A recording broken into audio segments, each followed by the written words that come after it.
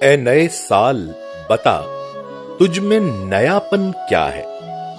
हर तरफ खल्क ने क्यों शोर मचा रखा है। रोशनी दिन की वही, तारों भरी रात वही, आज हमको नजर आती है हर एक बात वही।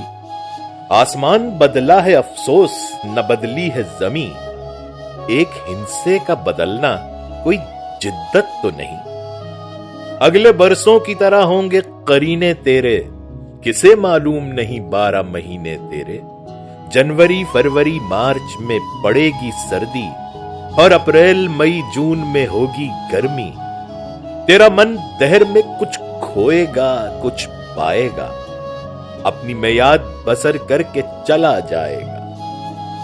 तू नया है तो दिखा, सुबह नई शाम नई, वरना इन आंखों ने देखे हैं नए साल कई।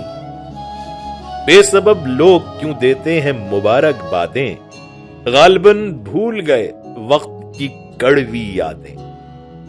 तेरी आमद से घटी उम्र जहां से सबकी, फैज ने लिखी है ये नज्म निराले ढब।